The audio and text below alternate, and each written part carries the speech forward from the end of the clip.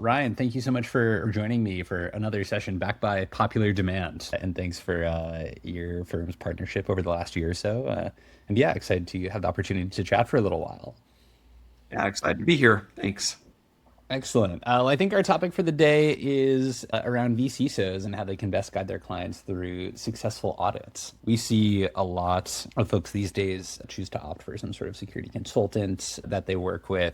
It's definitely been a big increase. I think some of the SOC 2 firms, your Vantas and Dradas, the automated evidence collection firms will even on their order forms, pair folks with security consultants. I think it's especially interesting now as there's sort of been more of a flight to quality in the good case on some of these SOC 2 audits. And it's been a big topic of conversation in the industry. At Johanson, how frequently are you guys seeing these audits being driven by, a security consultant that a firm might hire versus just being driven by their internal resources? I would love to hear about how those audits go in each case. Yeah, it's a pretty big mix of people that would do it themselves and some that have a consultant. We see a lot of people add a consultant on later. They think they're going to be able to do it all internally, and they find out, wow, that's a bigger lift than we originally thought. We still have our product to deliver and ship. We need some help. So, when we start to see those clients stall out on their progress in getting ready for any compliance needs, we just go ahead and reach out and say, hey, let's put you in touch with some vCISOs, MSP, get you moving on this. Yeah. And so it's interesting that you're even in a position to know that in the first place, I would say, because if I'm not mistaken, are you guys sort of doing like pre-assessment, pre-audits kind of things and meeting folks right out of the gate as opposed to, they're showing up with a checklist in Vant and saying, hey, Ryan, we're ready to talk now. And why don't I have my SOC 2 report yet? Yeah, we meet with them pretty early on. As soon as they're get on the GRC platform, we're reaching out immediately. All right, let's get on a phone call. Let's look at where you're at. Then we set up some cadences with them, whether that's weekly if they're trying to get done quick or monthly. And if they're just not making any progress, it's been 6 months. Like, all right, let's if you're not feeling it, let's get you some help. Yeah. You do it on your own, kind of 3 months. Even if you're a BCSO, it's probably 3 months worth of work to get yourself up and running. So maybe a good question, because you guys are such a reputable and quality firm at this point, maybe an interesting question for the kind of consultants and folks in that industry that might be watching. I'd be very interested to hear what are the sort of elements, behaviors, practices, standards that you and your team see from security consultants, either from your partnerships team or maybe on the other side of the table from some of your customers that give you confidence and say, hey, yeah, this is the kind of person that we would want to entrust some of our customers with to make sure they get to a good spot. Yeah, part of it starts with communication. Are they communicating with the client and are they communicating with us? As a BCISO, as they're getting started, you need to start talking to the auditor. You need to start looking for auditors to follow your process, or at least you understand their process so you can match that with the client and help guide them through the way. So understanding how evidence is going to be collected, looked at, what the controls are going to be, how evidence requests are going to be made, timelines, all those things as you're talking to the client that you can reinforce. Things that are bad is vCISOs that think they know it all and don't ask any questions and just say, I will figure it out. And then they make some assumptions that aren't correct. And now they're in a difficult spot with the client. Yeah, I'm curious, have you ever, as you guys have scaled, pretty aggressively over the last few years, I'm curious, have you outgrown a lot of partners or you guys sort of get to the spot where you're like, oh, it's this person's at 10, 15, 20 clients and we kind of can't keep going to the well there. It's time to expand the partner network before things break. We're always looking for people for new partnerships. Some vCISOs do work best with certain sizes of companies. So there's some that work fantastic with an SMB. Some work better with maybe not quite a mid-market, but a little bit larger company. Some specialize in various platforms, whether that's a Vanta or a Drata or Secure Frame. So making sure that they're connected with a vCISO that fits their business and their platform. Yeah. And we won't hold you to it, but just to orient us in the audience, what would be your sense in your customer base? Like, is it 50-50? Is it 80-20? How often is it that folks are actually commissioning some kind of outside consultant to like lead maybe their audit or their relationship with you? Yeah, it's probably closer to like 40%. to do it. Some take advantage of some of the vCISOs 30-day programs to at least get them started. They may or may not continue. Sure. We're seeing a lot of people pick up on the vCISO and really leverage their expertise. Yeah, well, let's talk about this for a minute. I'd say it seems to be increasing pretty meaningfully, the extent to which people are leveraging these sorts of firms or individuals that will do the security consulting work. I'm curious, how much does that trend relate for you to some of the quality issues that have been going on in this sort of SOC 2 industry over the last year or so? Yeah, the vCISOs do a fantastic job of really helping clients get ready. So one, we see the clients get ready faster when they're doing that.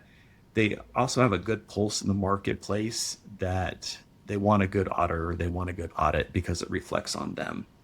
So they're not looking for necessarily just the cheapest, although they want to provide some good value for their client, but they also want to have a good quality audit because it reflects on them and their company as the vCISO. Right. So the vCISOs have a good pulse on the market of what audit firms are just going to kind of breeze through it, which ones are going to go in there and actually look at things. And tell us your thoughts on some of the recent events. Obviously, there's the Dell issue. I think I've been seeing some things with the governing body for the audit firms. I feel like on LinkedIn, I've been seeing some like, oh, here's like a standard for your auditors kind of thing, like an audit for the auditors sort of thing. It seems like obviously there's kind of the Goodhart's law of it all with any sort of audits. As there's been an increase in the variance of quality in this industry, it seems like there's a few attempts to try to right the ship a little bit, but I'm curious what your thoughts on these events have been, what you think maybe we should expect to see in the next 12 months or so. Yeah, I would say 95%, 99% of the auditors are doing the right thing or, trying very hard to do the right thing. This Delve issue, that's crazy. Basically fraud out there with a firm that just didn't look at anything. Maybe looked at the check boxes and it seemed like the Dell dashboard was a static item. And so they just saw green check marks and went on and didn't look at any of the evidence. So that was been pretty crazy. We've seen a lot of clients like, all right, we got to find a better auditor. Now we know what questions to ask. Let's look for peer review. Let's look at what are you going to actually look at, talk to them. What experience do you have with a GRC platform or in our industry? So, people are getting a lot smarter about what quality looks like. The AICPAs finally started to catch on that there are some bad actors out there. There are people offering a SOC 2 Type 2 with all 5 TSCs for $1,000. Sometimes you get what you pay for. That seems really low out in the marketplace. So they're giving more guidelines and directions about that. I think they're finally starting to pay attention to the complaints from quality CPA firms about some of the issues that we're seeing on the marketplace. That's interesting. Is that where some of this awareness comes from, is from some of the quality firms on the market? Is there some sort of even like professional obligation of those firms to alert the governing body? Yeah, it's a little bit of a weird situation. So CPA firms are governed by the state. Each state has their own governing body over the CPAs, but also the AICPA sits over on top of that. So, you can reach out to the AICPA about things on an overall basis, but trying to find the state boards. You're supposed to be registered with your state as a CPA firm and be registered for a peer review, but some of the firms out there are not. So you want to be able to look for that. There's nobody to complain to. We don't know where they're located. What is the peer review? That's interesting. I didn't know that. So peer review is another CPA firm that has expertise in the type of auditing that you're doing. They come in and double check your work. So they have a big long checklist of all the things that your report should look like, evidence that you've collected. Did you do the background check on the company? How did you look at the controls? What kind of risks did you associate with those? And in terms of testing. So it's not just did you perform it well, but there's also some things on the front end, the client acceptance, walkthroughs, and on the back end does the report meet the AICPA certification. You only get one of those every 3 years, and they just look at the last year. So there is some risk. It takes that a firm may only put things together for that last year and then fall apart for 2 years. So we'll see if that changes. The risk, it's just kind of a total shell of itself. Yeah. So we'll see if the AICPA catches on and starts looking at that harder. They're definitely looking at firms that issue SOC 2s. They're looking at them very hard. Yeah, I think some of this stuff has been in some ways created a welcome awareness amongst buyers in this industry too, where I think, especially in the security industry, there's a sort of cloak over it for a lot of buyers, and I think a difficulty asking questions, right? Where I think in some areas of your business, you might be able to say, well, if we were going to make progress here, here's the three things we would do, right? And when it comes to compliance and security, it's an area people seem uniquely unable or unwilling to do that. And I think part of that is the fault of our industry, frankly, trying to, in some cases, make a lot of the stuff harder than it seems. I think the issues in the last few months have created a welcome awareness and engagement from a lot of the companies in the community that are either seeking security services or compliance services and products, which I think is really excellent. And people are now asking these sorts of questions. Is probably what's contributing to some of the general increase into how seriously people are taking some of this work also, because there's definitely a period there where it's sort of like, oh, like I bought Manta, I bought Drata, I'm good. Right, I'm good. People maybe not even expecting the amount of work that it would take on the back end, not only to get to good, but stay at good over a 12-month period and then do the same again when it comes up for their next annual audit. I think that's sort of a positive in the industry. Another thing that's a big positive that we see is a lot of folks have been asking, oh, what is actually going to create the incentives in this part of the market that I think we both work? So I won't speak for you, but let's say outside the Fortune 500, that'll actually cause the right behaviors in terms of security and compliance here. And ultimately ends up being the power of the purse, right? It's a lot of these companies are setting much higher standards for their supply chains about when it comes to security and compliance. One thing I always wonder, and I'm curious if you guys ever see it, is as we look at this quality, assuming you guys are seeing the same thing, as we look at sort of these different kinds of auditors that are out there, one thing I've wondered is if variance in the audit world increases, what does that mean for buyers who might have accepted, let's say, a SOC 2 report from people in their supply chain? Are people looking really closely at, oh, there's this CPA firm. Oh, are we going to start seeing ratings of the CPA firms? Or in the worst case, which actually I think is what's happening, is are people just going to stop trusting these reports wholesale? I won't say wholesale, but will they not be sufficient for anyone? And they're going to require their own sort of questionnaire process on a company by company basis. But I'm curious if this is a world you guys have had to wade into at all or gotten feedback from your clients on. Yeah, we're definitely seeing readers of the SOC 2 reports getting smarter, digging into it more, looking at the firm that issues it. And they're also sending along questionnaires on top of the SOC 2 report to get some additional clarification on them. At the beginning, I don't know, a couple of years ago, things started pushing for fast and cheap. You know, the platforms were like, all right, we can get you ready in 2 weeks or whatever. The price kept going down. And after Delve hit, like, all right, it's kind of put a pause on things. Let's look at things more. You hear sometimes from enterprise clients that are looking at a SOC 2 report that they won't accept it from a firm. They'll actually read the report and look at it and be like, this doesn't seem like a very good quality report. Right. I'm not going to be able to rely on that. And this is kind of the worst case scenario, right? Because it doesn't reflect on you as an organization that's asking this company for money. Is this a question about how you do business in other areas as well? Yeah. And sometimes the client may not know that they got an auditor that may not have a great reputation. So you'll see some that every now and then you hear rumors of clients that won't accept SOC 2 reports from a particular audit firm, which can be damaging to the client that's trying to sell out there in the marketplace. That do I pay another audit firm to redo that audit? Do I stick with this one? And then next year I find another audit firm. So it can be expensive. So how can we find this out as consumers of these services? Do we have to hope that whoever we buy our evidence collection software from, our partners are just like, we'll only refer as good auditors? Is there some rating system out there we can rely on? I always recommend just like, hey, you should just ask your buyers first what the auditors they normally see are, right? But that's not always an option that's available to people. Yeah, the big GRC platforms out there, the Bantas, Dratas, Securings, they do a good job of vetting the CPA firms to make sure that they're a quality firm. They do reject people. Firms, it was like, yeah, that doesn't sound like somebody we're going to do business with. Yeah. So in general, say have one of those platforms and they refer an auditor, you're probably in good shape. You can go look up the firm's license. The AICPA has a website out there. You can make sure, yes, they're licensed. When was their last peer review report? When is their next period end?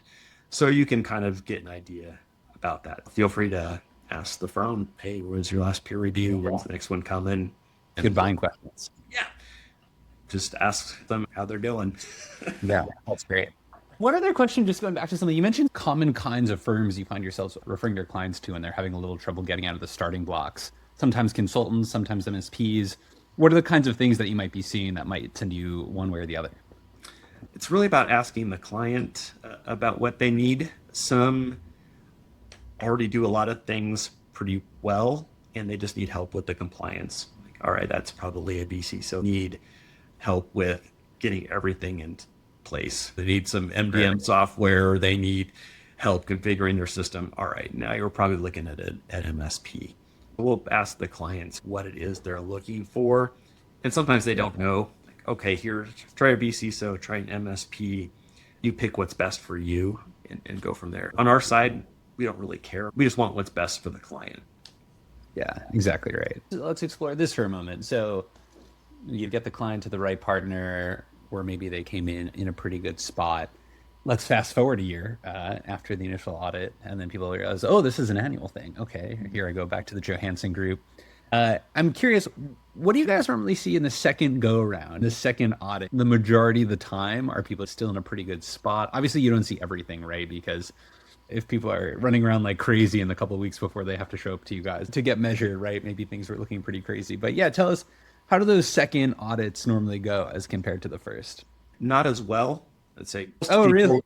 Most people still stay on it, but some take their foot off the gas. Some of that pressure of getting that SOC 2 report is done. They may have let things slide. So we definitely see more exceptions in year 2. People that want to pay attention, especially to the annual type controls. Did you do your risk assessment? Have you been reviewing your vendors? Have you done a tabletop disaster recovery exercise? It's those kind of things that we often see in year 2 that they skip. Got it. So things onboardings and offboardings, I'm sure as well. Like, oh yeah, where is that person's laptop? Yeah. And, especially if they have a small company, they may have a change in HR, and while they're sorting through that, somebody came on or left, and that process didn't get completed in time. Interesting. So there's this sort of whole of company effort that when we decide, hey, we're going to spend money on this for the first time, we're going to go get a compliance and evidence collection firm. We're going to go talk to a great auditor. We're going to go get some IT security consulting help and support in place. This is a whole company effort. There's some deals where we really want to win. We know we have to do this. But by the time year 2 comes around, maybe the urgency's faded a little bit in the background as well. Yeah.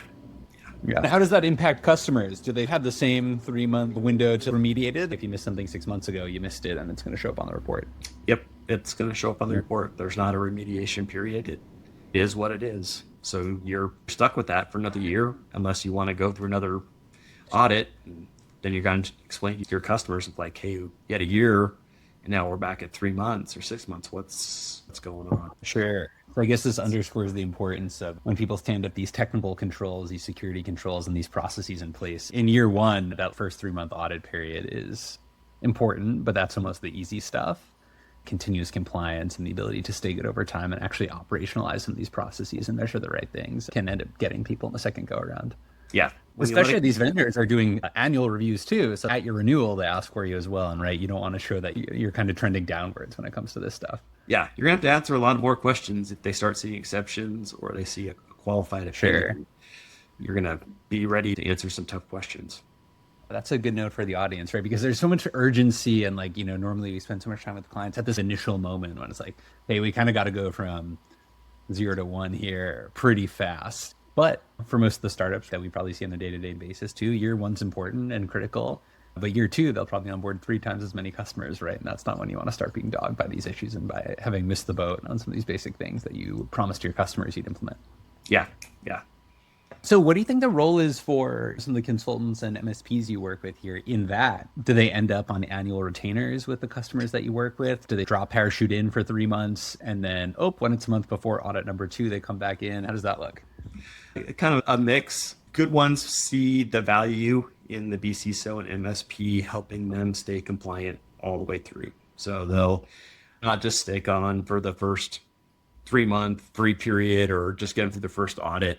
They'll stick with them and have their regular check-ins so that they'll stay compliant. They're taking it very seriously, and they know that they don't have the time or maybe even expertise in-house. if they stay with that, our mind's usually at ease that things are going to be put together. The evidence is going to be collected. It's going to be a smooth audit. Ones that try to do it themselves that may not have expertise or time, it can be kind of in trouble here too. Right? Yeah, it can take a little more time for the audit for them to find the evidence that they should have been collecting before. Right. So you're saying the best customers and maybe the best vCISOs too, they sort of recognize this year two problem coming up out of the bat, and maybe whether it's on a weekly, monthly cadence, make sure that people are hitting their marks throughout the year as well, which I think is important and honestly something I think is probably pretty underappreciated in the industry. Especially, I think a lot of the vCISOs will sell 3 month, we'll do a package for SOC 2 and this kind of thing. But I think it's pretty underappreciated the extent to which you better get it right in year one for the forthcoming audit. There's probably a pretty big opportunity for most of the folks in this market too to have a way to, the same way that a lot of the SaaS companies or compliance firms, right? A lot of people benefit from these sort of annual check-in here, and ultimately the end customers who are demanding this stuff and these compliance reports are demanding them. Probably a pretty good opportunity for a lot of folks in the security consulting industry to understand and to tap into for how they structure their services for the best for their clients and the best for their audit and security experiences overall. Yeah, I can understand definitely a client wanting to trial out a vCISO and not be stuck with them. Sure. I can understand that, but I think some clients may undervalue what the vCISO and MSP are bringing to the table. A lot of time and everything went smooth. They're like, well, what do we need them for? They didn't realize all the work they were doing. Expertise. Exactly. I feel like this one is I think is so underappreciated in the industry too. We just have to make it really easy to communicate to folks what are the important things, to make it really cheap to measure them so you can check them frequently and you always know how you're doing. I mean, there's so many examples of this we see in our world, where even, you're already a bit in rarefied air if you get to that really good spot, kind of out of the gate. But then actually staying there over time, whether it's like the example we see all the time is like, oh yeah, I spent like $50,000 with CrowdStrike, so like I'm secure now. And maybe we did some like initial POC or rollout. And then it's like, we just saw one of our customers the other day. When we met them, they had 40% CrowdStrike deployment. And they're like, oh, well, fast forward a year, like, hey, how are we doing on that? Oh, we're not sure. We're good. And we work with them, so they're still pretty good, of course. And they stay in a good spot, but it's just something so underappreciated by people is like how the default case is that these things have a really short half-life and will go awry pretty quickly with how much businesses change, both in terms of who works there and the business processes they run and the tools that you're using. Not to mention all of the tools and software we buy, whether it's anything from Claude or ChatGPT to like OS X that you run on your MacBook or Windows version. These things all conspire against you and are changing in different ways that disrupt the harmony and disrupt the likelihood, so that the default case isn't you just stay good. You have to fight the good fight to stay there and make sure you can fight against the very, very short half-lives of good security and compliance controls. Yeah, just because you bought a tool doesn't mean you're any more secure than you were before. You got to still deploy it. You still got to watch it. You still got to manage it. If you change your processes, you need to update that process, that documentation. You need to update a control. You need to stay on top of that vendor assessment. What new software did you bring in? And what risk does that now? One other thing we see drawing a lot of behavior and challenges, frankly, in this industry, and I'm curious if you see it in your customer base at all, is incident disclosure requirements, right? The same way folks will make you sign on the dotted line, yeah, I did all these security controls before you transact with them. We see an increasingly high bar for incident disclosure requirements, and sometimes they're not necessarily right? It could be, 48 hours, 72 hours before you're really in a position, even if you're doing things well, to communicate on your front foot about them in a way that's helpful for both parties, both the buyer and the seller. Do you guys see a lot of this? Is it ever anything that you have to audit customers for if they're meeting their incident disclosure requirements? That one's tough in terms of there's not hard evidence to know if an event occurred for them to have to notify the client. There may be something in there that hasn't been found yet. So that's always the risk you run. I'm not sure a lot of our clients have actually had an incident where they needed to communicate with that. I think a big one a month ago was Canvas, with a lot of the colleges and high schools using that. Yeah. There's a lot of hackers out there. Yeah. Excellent. We do see some that, it'll be in their system description if there have been any incidents in the last 12 months, and they'll write something in there if an event did occur. Does that trigger additional requirements for you guys? Yeah. I'm like, okay, what happened? Where did it happen? How was it remediated? What was the timeline? Were things communicated to your customers? Excellent.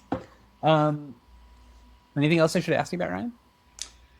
As clients are looking for a vCISO or MSP, what should they be looking for? How do they know that they have expertise in the areas that they're looking for? Great question. One of the reasons I think this is so hard is because you don't know what you want them to report to you, and you don't necessarily know what good looks like and what the right results are. So one of the things that I always recommend to people, and we have a few things on our website that are almost like buyer's guides around this that I think are pretty important. And one of the key elements they highlight, and we can link to one of them, is the series of questions that are like, hey, here are the things you should expect your MSP or your vCISO or whoever to report to you and on what frequency. And you should make them prove it to you in the buying process.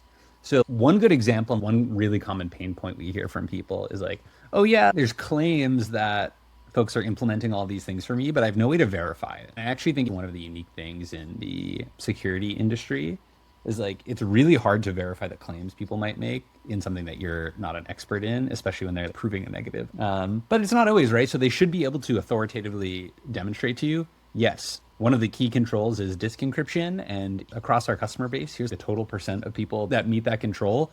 Here's the frequency and the way in which we'll report that to you on a weekly or quarterly or monthly basis, or better yet, in real time, the portal they'll provide. Go from there. But that's so rare, and it's probably the most common thing we hear on the phone with folks who are looking to procure these kinds of like products and services. They're like, oh, yeah, I've been asking that question for 3 years. We just heard, and I have no way, the information's never been reported to me. So there's a few other things, but I think that's just so table stakes. We need to agree on the contract here of specifically what you're going to provide and how. We just saw another customer who had been working with an MSP and they like claimed they had some incident response services, but really what they were doing is just hoping that there was never an incident. So when they needed some documentation for a compliance thing around what is it, they would never provide what the SLAs were and what services they would provide and what the IR playbook was. There's a lot of stuff like that goes on in these industries that are really, really negative for their customers and lead to incidents. So one of the trends I'm pretty heartened to see is when the same firm manages both IT and security, you get some really bad results. So I've been seeing a huge flight to having separate firms, one manage IT and one manage security. Because the hard thing here fundamentally is anyone that comes in from an audit or security monitoring or consulting service, ultimately the right fixes here and like proactive fixes will happen by maybe an IT team or something like this. And just one of the ways we've structured our offering is to like combine those things, because so often you're like, oh, well, here's all these things that are wrong, but an inability and underappreciation for how difficult it can be to actually set up the controls in the right way. We've been seeing a big increase of folks who will buy both some sort of IT service and then a separate security service. And it's a little bit of a spy versus spy thing that people will deploy. It seems to be getting people to better results. Obviously, then it's our job as an industry to make sure if that is the right incentive that we can make that operating model affordable to enough customers for it to really become predominating. Because it's unfortunate, right? I mean, I feel like this is the first 12 months, the first year looking back, where there have been a number of people who've sued their MSP or something like that because of these unclear expectations, which is really not good. So it seems like a problem people are trying to solve. Yeah. Formulate this is for a second here. For MSPs and vCISOs, how many or what kind of percentage do you see of them just go through the dashboard of Avanta or Drata and just check those boxes versus those that actually dig into the client and try to make them secure? It ultimately comes from the client's budget priority too, right? So often the initial trigger event that actually gets money on the table is like, oh, my customer is making me do this, or I have to meet this compliance requirement. And there, things really start in a pretty compliance driven manner, which is probably why you so often see folks showing up for their audit in year or two, having been maybe a little taking their foot off the gas. So that is pretty commonly the case. The only exception to that, I would say, is one of the very common things that causes buying behavior in the security industry is that someone had an incident. So when that's the case, that's when you much more often will see people trying to really pursue security as their first class goal. When people have the resources, I do think it's always the right way to start, though, And the reason is because let's think about the security questionnaires from a customer for a moment. Well, what I always recommend to people we work with is if you've received the questionnaire, you're already too late and you're already on your back foot. A much better way to handle that interaction for your company to more accurately reflect what you do for your sales team who's pushing to get the deal done, and from probably for your legal team as well, is to already have done the hard work to actually think through what does good security look like here? How can we protect our systems? And have a packet together where you demonstrate those things and answer the questions. Here's a really common thing for software companies, right? You get a security question. You don't have a network because you don't have an office and everything's in Google Workspace or whatever it may be. And everyone goes through Slack in the cloud and that's your business. And then you get some questionnaire from some, Fortune 50 automaker. And they're like, hey, tell us about your network security. And then you end up in 2 weeks of conversations where you're like, wait, what do you mean you don't have a VPN? And it's like, well, that's actually totally unrelated to our security model. So I always encourage people, if you do the hard work up front to think through, it'll lead to a much better outcome in general. Because from what I've seen, when you do that, folks aren't going to make you bend over backwards to map to specifically their questions. They'll appreciate that you did the work and engage with you on that level. And it gives you a chance to lead the conversation. So to answer your question, it is rare, but maybe you can help me get the word out. People can take this approach a little more aggressively because it has really good results in the general case if you can lead with this stuff. The wrong way this goes is like, oh, you're a vCISO, you get hired to do the compliance thing, and then you convince the buyer to let you stick around to do security stuff. That's a wrong way to go, right? And if you tell this story that we're talking about right now from the jump, I think it normally leads to much better outcomes and expectations from everybody. Yeah. Tell me a little about vCISOs and MSPs helping the client create the process and procedure documentations. Do you just rely on the templates from the Bantas and Dradas and just slap it together? Do you spend more time going in there and actually looking at what the client does and making sure that it's right sized for them? So I think there's a really difficult tension here we're starting with for either vCISOs or MSPs. A lot of these consulting or IT services businesses are trying to grow themselves and doing the best thing for their customer. But there's a bit of a strange thing where in the vCISO case, I find a lot of them can get roped into the daily operational work, or maybe have set expectations in a way, or the customer defaults to expectations around, hey, here's what you're going to do in terms of very hands-on keys operational work on the day-to-day for us. That normally isn't where folks want to be spending a lot of their time, or where they're differentiated to be able to do it. So that's on the vCISO side. Then on the MSP side, it's the opposite. It's like, oh, we want to get paid to do this day-to-day operational work, but it's in our business incentive to not customize it for you at all. So we're not really in a position to say, hey, we're going to do this thing that's unique to you because it's too expensive to them support it, right? And maybe even if they actually quoted you what it would be, if they're in a position to do that, right? It's not what the customer wanted to pay either. So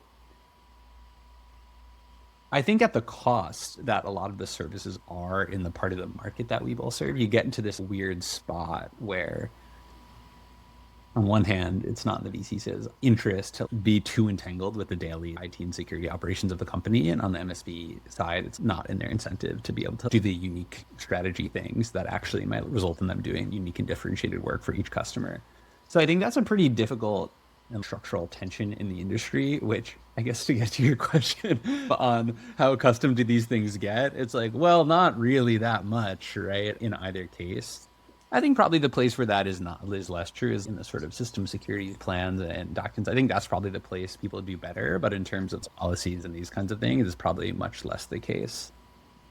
Interesting to see to what extent that is like the worst thing too, right? And it's part of our philosophy too. There's definitely a core set of things here that are pretty common to most businesses if you look in a specific area of the world.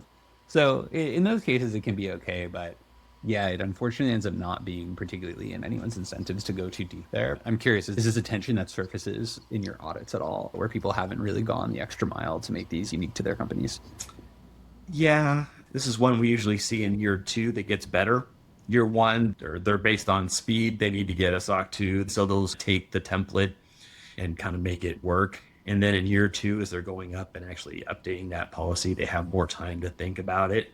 And so we usually see better policies, procedures in place in year 2 as they continue to take this seriously. That makes sense. And probably as their systems become a little more mature as well, right? Because there's definitely a moment at the beginning of the life of a lot of these companies where it's not so clear. Yeah. What about the other ones outside of the system security plan or systems diagram and stuff? But in terms of here's our incident response plan, here's our offboarding plan, here's our encryption policy, that kind of thing. Is that an area as much, or are you kind of with me? At the end of the day, like how different should those be? Yeah. I mean, everything's so much in the cloud anymore. And even though they're running in different industries and things like that, the back end really isn't that different. So we see a lot of the same policies because they really aren't that different. They're processing very similar data. I think what's critical is just like making sure you're not claiming that you're doing something you're not, because as we've seen, this will come out in the wash pretty fast, right? Maybe not in year 1 and year 2. And, especially in these contracts, right? People are making you commit to that you're doing these security controls you signed, you're saying. And, a lot of times the liability is structured in a way. And if you're a small company going after a big company as a customer, you don't have the ability to influence the distribution of the liability here at all. And now you're in a spot where you're like, hey, well, actually, you weren't doing these things that you claimed you were going to do. This is not at all a good spot to be in. Yeah. Yeah. Which I guess we're seeing with some of the lawsuits right now too, and all this stuff. For people that are listening that are looking at a vCISO or an MSP, what's the difference between the two? How should I know which way to lean? And how do I look for a good one? As you said, it depends on goals, right? If fundamentally what you need is, I need my day-to-day IT help desk, right? MSPs generally do 3 things. They do IT help desk, they make sure everyone has a laptop in their first day, and then they try to run all these systems that we're talking about and do so in a secure fashion. If you need the first 2 of those things, that's kind of the time to do it.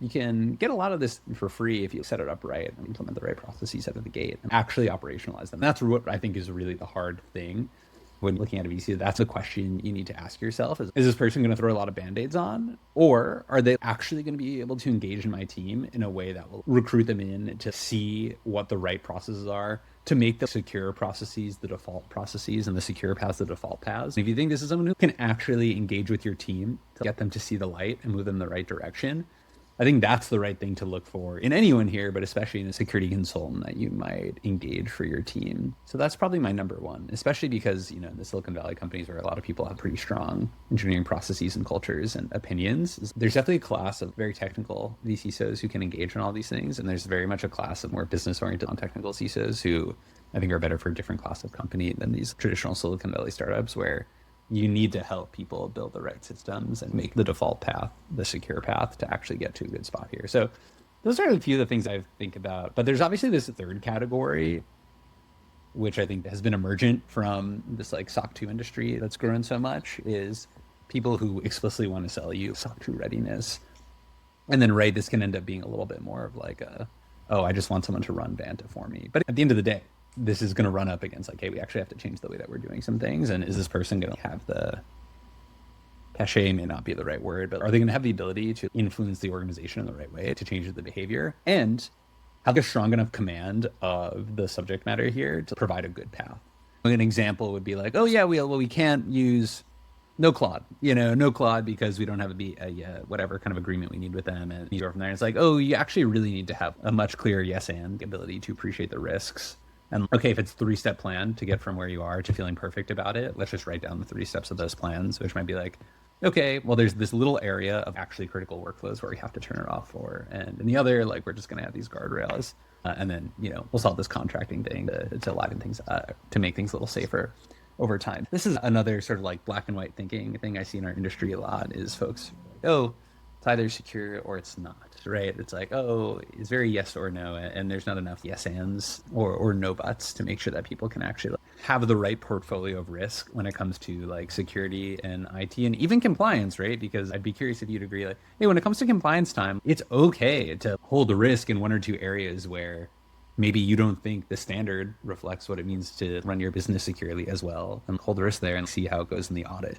It's this like black and white thinking that I think results in no progress actually being made from a security perspective, because it doesn't at all resonate with the people who own the business outcomes, because it's not how they think about any part of their business. There's like degrees of risk that we have to be comfortable with everywhere. how do you find a good auditor as a vCISO, MSP? Right. You're ready to partner, you got some good clients, you're ready to find an audit firm to work with. What are things that you're looking for?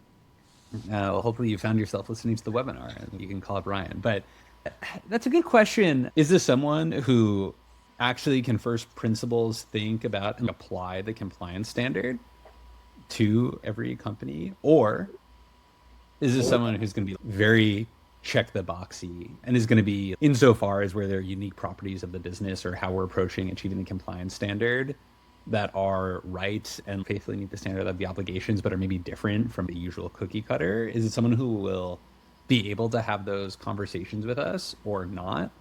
And what I always recommend is like, hey, you know, for your auditors, you don't want to meet them on the first day of your audit, right? You should be socializing these things with them from the get-go, because it gets to the right part of the dialogue too, where it's like, there's things we don't understand about the compliance element, and then there's things your auditor doesn't understand about your business. People who are willing and able to actually have those conversations in a meaningful way at the jump, I think that's what you're looking for. You can tell pretty fast if that's the case or not with most of the folks that you're speaking with. That's normally the thing I encourage people to ask questions around. So many of the people we see buy their audit with their Vantage Rata Secure Frame purchase. Are you guys involved in that conversation at all? Or how does your name versus another auditor's name end up on the order form there? Yeah, all those platforms have really moved away from assigning an auditor. When they do come through, we're going through our risk assessment and identifying that customer is that or somebody that we can work with. And like, yes, they look good. No lawsuits pending. Looks like they care about integrity.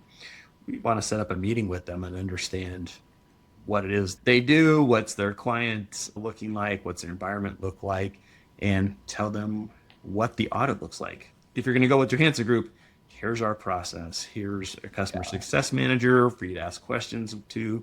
Here's timelines for the audit, questions you should expect back, some deadlines. Here's when we need our system description by.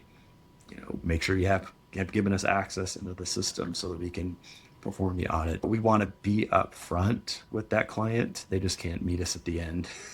Be like, hey, we're ready to go. No, we need to be talking to you as you're getting started. Yeah, exactly. Especially for people who take these things more seriously. Maybe they're even pursuing multiple standards, right? I'm sure you want to have kind of a pretty durable relationship with your auditors. Yeah. We see a lot of people start out on SOC 2, and as they mature as a company, they identify other standards that would help them identify and put forth a better security posture out in the marketplace and be able to help sell better. So we see a lot of people start adding on a HIPAA or GDPR, going for ISO. I guess that's an important buying question too for people, right? Is like, oh, okay, are they actually authorized to audit against the standards that I care about? That's a pretty table stakes one. Yeah. I'm probably going to need PCI in the future.